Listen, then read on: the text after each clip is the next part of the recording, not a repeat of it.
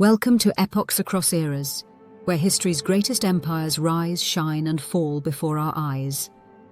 In our journey through the Qing Dynasty, we've seen the brilliance of Kangxi, Yongzheng, and Qianlong, emperors who built one of the most powerful civilizations on Earth. But even the mightiest empire can falter.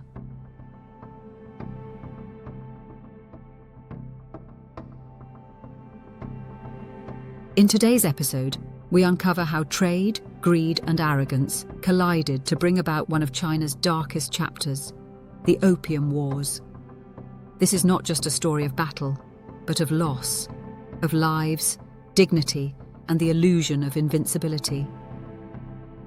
In the early 1800s, the Qing Empire stood proud, wealthy, vast, and self-sufficient. To the west, China was a land of silk, tea, and porcelain, treasures that Europe craved but could not match in trade.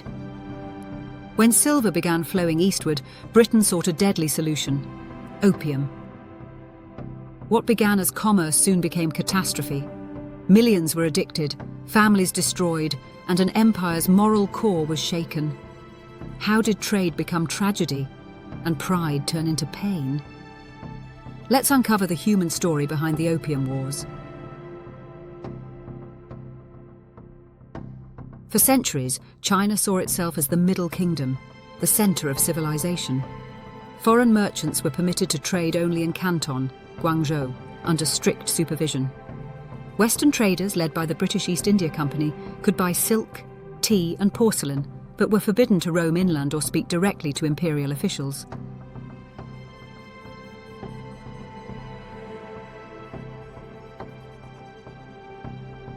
This system preserved order but stifled understanding. To the Qing court, foreign traders were barbarians. To Europeans, China seemed arrogant and blind to global change. As silver drained from British coffers to pay for tea, Britain sought a way to reverse the flow, through opium grown in India.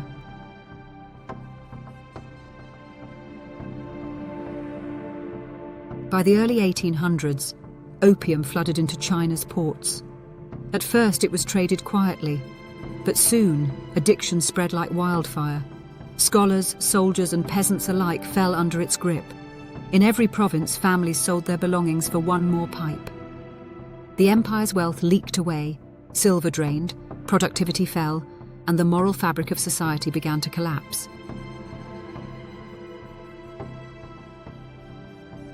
The Daoguang emperor was horrified. Determined to act, he appointed Lin Zexu, a righteous scholar official known for integrity and resolve, to eradicate the trade once and for all. Lin famously wrote to Queen Victoria, "By what right do you poison the people of another land?" His plea went unanswered. Instead, British merchants demanded protection for their lucrative trade.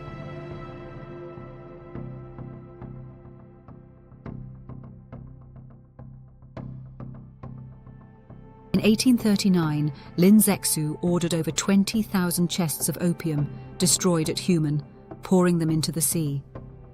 Britain retaliated with force. The First Opium War had begun, a clash not of equals, but of centuries. China's armies, armed with outdated weapons, faced Britain's steam-powered ships and advanced artillery. The war was swift and devastating. British forces captured Canton, then Shanghai, and finally approached Nanjing. The Qing government, unprepared and overwhelmed, sued for peace. The Treaty of Nanjing, 1842, forced China to open 5 ports to foreign trade, pay vast reparations, and cede Hong Kong to Britain. The Opium War shattered centuries of Chinese confidence. What had been seen as a world of order was revealed to be fragile and outdated. The Qing court, once believing itself divine, now faced the reality of Western industrial might. Humiliation ran deep, not just in politics, but in the hearts of the people.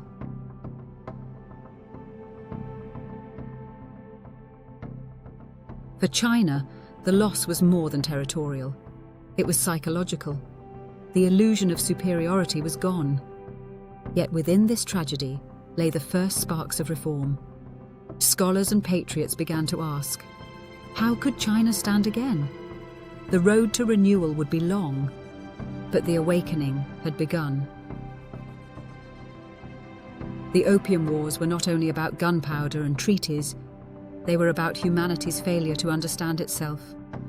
Greed, pride, and moral blindness combined to devastate millions. For the Qing, it marked the beginning of a century of humiliation. Yet out of that pain would come the first stirrings of change, the slow realization that survival required transformation.